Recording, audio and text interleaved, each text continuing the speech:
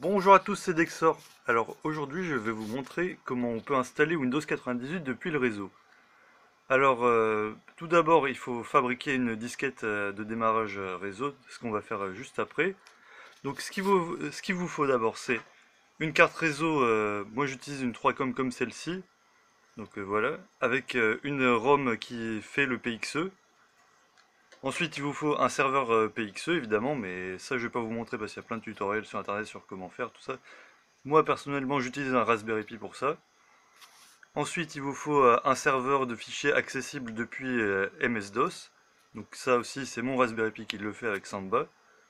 Et donc ensuite avec tout ça et aussi après avoir copié au préalable les fichiers d'installation de Windows 98 par exemple sur le partage Samba, eh bien il vous restera plus qu'à démarrer via le réseau sur l'image de la disquette que vous aurez créée et ensuite accéder au partage et démarrer l'installation depuis les fichiers que vous aurez copiés. Donc je vais vous montrer comment on va faire la disquette. Donc ce qu'il vous faut d'abord, c'est avoir une vraie disquette, parce que sinon vous ne pourrez pas créer les fichiers d'installation. Il vous faudra aussi un disque dur quelconque ou quoi que ce soit qui est inscriptible et qui soit plus gros qu'une disquette, qui soit donc sur votre ordinateur accessible. Donc on verra tout à l'heure. Donc je mets cette disquette dans le lecteur. Hop. Ensuite, on va dans Ordinateur, on fait clic droit sur la disquette, et on fait Formater, on fait Rapide et on coche Copier les fichiers. Hop, voilà, vous devriez voir mieux. Hop, on démarre. Et donc avec ça, ça fera une disquette de DOS 7.1. Après, on peut en faire une aussi avec DOS 6.22, si on veut, pour installer Windows 3 et des trucs comme ça aussi. Donc c'est avec un ordinateur comme celui-là, par exemple, si vous voulez. Donc pour ça, il faudra taper format comme ça, A:/S et après /Q si vous voulez que ça aille vite et que votre disquette est déjà formatée. Hop, donc voilà, lui il a fini. On ferme. Oups. Donc, normalement, on a nos petits fichiers dedans. Donc voilà, on a commande.com et d'autres trucs comme ça. Donc maintenant on a une on a une disquette qui est démarrable. Mais le problème c'est donc, nous on voudrait une image, donc il nous faut utiliser le programme WinImage. Donc je vais aller le chercher là. Hop. Donc ensuite on clique là-dessus pour copier les fichiers de la disquette et en faire une image qui est démarrable. Donc une fois que c'est fini, le problème d'une disquette de 1,44 mégaoctets, c'est qu'il n'y a pas assez de place pour avoir le client réseau avec la couche TCP/IP et les drivers.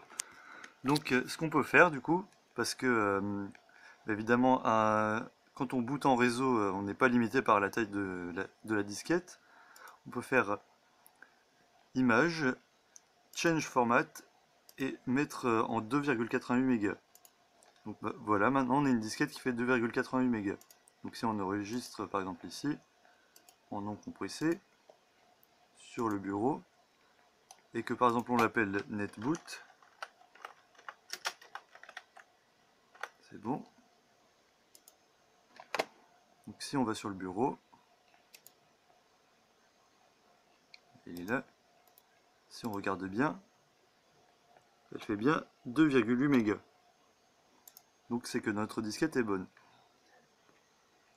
Donc voilà, une fois qu'on a fait tout ça, on peut aller formater le disque dur qu'on avait. Et on va le formater exactement de la même manière que la disquette, c'est-à-dire formater, clic droit formater, oui. Donc, et copier les fichiers système. Hop, on démarre. Hop. Bon, le mien, il était, enfin, il n'y a plus aucune partition dessus, du coup, il va tout créer. Donc moi, ça va prendre un peu de temps. Sur MS-DOS, vous faites juste format D ou la lettre de votre disque dur, hein. Et pareil, /S et /Q. Le /S, c'est ce qui est important, c'est ce qui copie les fichiers système et qui rend démarrable le disque dur, du coup. Et /Q, c'est pour que ça aille plus vite.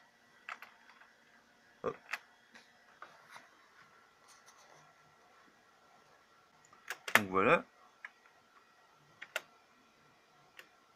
Bon, non, je veux pas d'aide. Oust. Donc voilà, là aussi on a exactement comme dans la disquette tous nos fichiers. Donc on va pouvoir lancer ensuite l'installation du client réseau. Donc d'abord il faut aller chercher votre client réseau. Donc là dans ces deux images de disquette, hop. Enfin, dans les fichiers des images des disquettes parce que sinon on peut pas accéder aux fichiers. Donc voilà, il y a tous les fichiers dedans. Hop. On va aller aussi chercher le pilote MS-DOS de la disquette qu'on copie là. Parce que oui, il faut absolument que votre disquette ait un pilote MS-DOS aussi, oui. Hop. Je vais renommer ça en pilote. Et maintenant, on est bon pour redémarrer sur ce disque dur là. Donc, à tout de suite. Donc voilà, une fois qu'on est redémarré sur le disque dur, eh bien on pourra commencer l'installation. Attention par contre, le clavier en QWERTY, par exemple, si j'appuie sur Z, ça fait un W. Donc c'est juste un petit truc à prendre en compte. Donc on va dans disque 1, par exemple. Ensuite on fait install. Si j'oublie un L aussi, ça va pas marcher. Ou setup, oui. C'est setup. Donc on lui dit d'installer dans c2.anti/net, oui. Donc il va faire ses petits trucs. Donc une fois que c'est fait, il va vous demander ça. Donc en fait, il nous demande quelle carte réseau on a.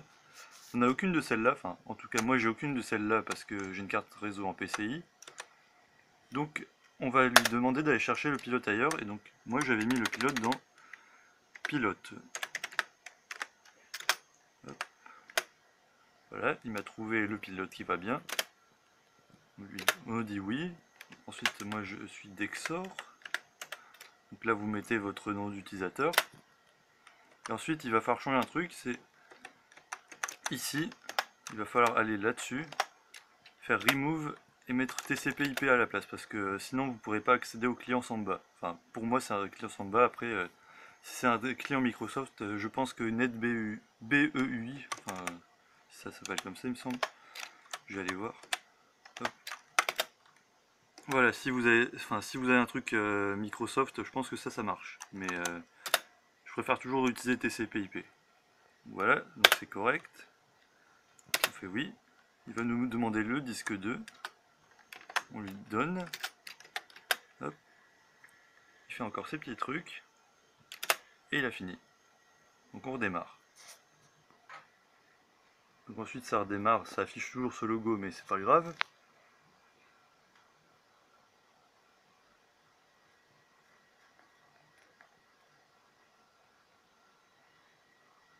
Bon, il nous dit qu'on n'a pas assez de RAM, mais ça c'est pas grave, on va résoudre ça tout à l'heure. Donc à part ça, donc là on voit bien qu'il a réussi à démarrer, donc ça c'est bon.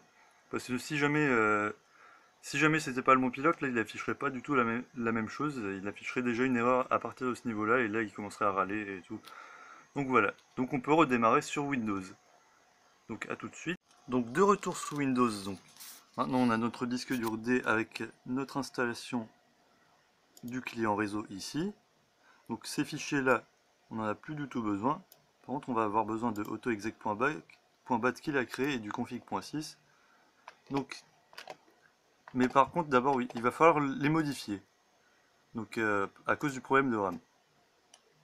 Donc on va dedans. Et là on voit que donc là il va falloir ajouter quelques lignes. Donc il va falloir rajouter device égale à himem.6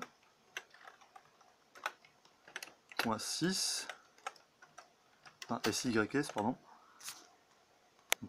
Ouais. Ensuite on fait slash test mem 2.off, histoire que ça aille un peu plus vite. Ensuite on fait device égale à emm386.exe.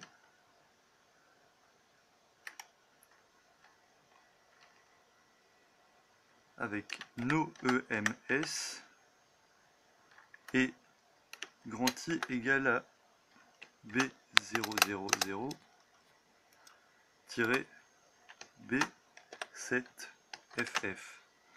Donc ça va charger des,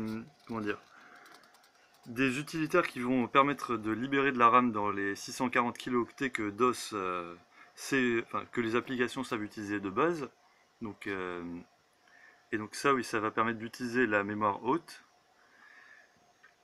et donc permettre d'avoir plus de RAM disponible pour les applications, parce que rien que charger le premier utilitaire qu'on a vu tout à l'heure, ça demandait genre 300 kilooctets de mémoire vive sur les 640, et c'est pour ça qu'après pour le reste il n'y avait vraiment plus de place. Donc avec tout ça de chargé, on aura en tout on aura à peu près 520 kilooctets. Enfin en tout cas moi c'est ce que j'avais. Donc par contre là on les... Ah oui, il faut pas oublier aussi, j'allais oublier, il faut faire DOS égale à... attendez. Ah oui, high, virgule, UMB. Ça aussi c'est important. Donc on sauvegarde. Ah oui, pardon, c'est pas high même, c'est hi même. Hop, on enregistre. Voilà. Le problème c'est que là on n'a pas les fichiers, on lui a juste dit de s'en servir. Et on lui a pas donné les fichiers. Donc il va falloir aller les chercher dans le répertoire de Windows, qui est là. On lui dit d'afficher des fichiers. Donc ici on a emm386.exe qu'on copie et qu'on met là. Voilà. Ensuite il va falloir aller dans commande et aller chercher dans EBD le fichier imem.6. Hop. Voilà. Et maintenant, on peut aller aussi dans autoexec.bat pour faire set passe point virgule a de point anti-slash. Pardon. Hop. Et par contre, il va falloir aussi changer tout ce qui est en C de point anti-slash. Donc là, il va falloir mettre A,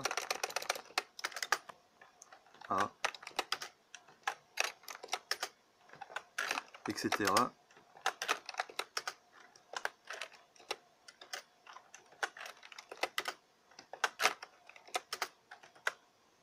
Voilà, de telle sorte à avoir tout ça. Donc on enregistre ça aussi. Hop. Est-ce que dans le config.6 j'ai bien fait ça? Ah oui, j'ai failli oublier, lui il faut le mettre aussi en A2 points. Voilà.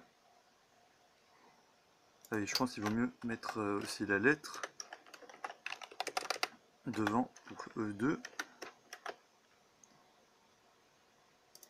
Voilà. Donc à la fin, on aura un fichier en .6, .sys, pardon, comme ça. Ensuite, il va falloir aller aussi dans Net et modifier encore un fichier afin de l'adapter à la disquette dans laquelle on va la mettre. On va le mettre. C'est ici. Il va falloir mettre A. Il va falloir remplacer tous les C de point anti-slash en A. Hop, comme ça. Et voilà. Donc maintenant, on a nos fichiers qui sont complètement prêts. Et on peut donc réouvrir l'image de la disquette avec WinImage et tout mettre dedans. Donc pour ça, c'est très simple, c'est juste un cliquer glisser. Hein. Hop. On lui dit oui. Ça aussi. Oui. Config.6 aussi. Après, je vous ai pas montré, mais on peut aussi charger certains trucs dans le autoexec.bat en mémoire haute aussi, mais juste comme ça suffit normalement.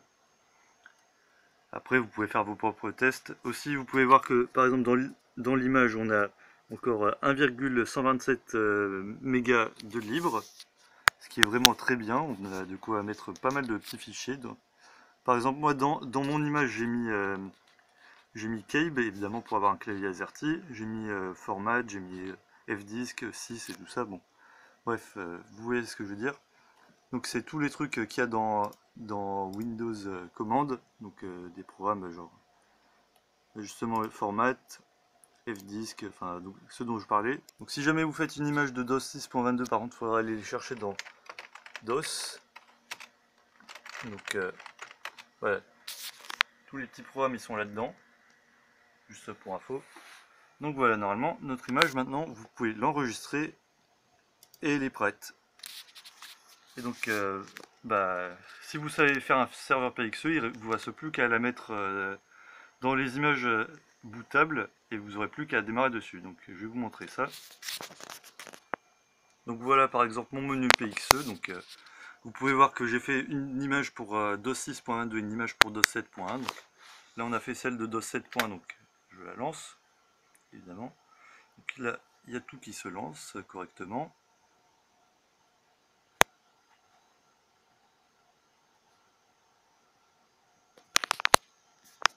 Donc ça on dit oui. Hop, et moi il me monte directement automatiquement le partage sur le Raspberry Pi. Donc si vous voulez aussi je peux vous montrer combien de mémoire on a de libre.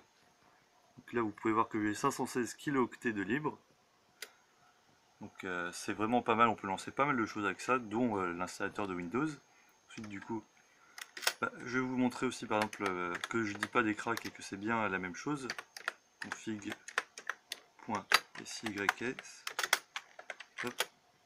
Voilà, donc c'est exactement la même chose. Hein.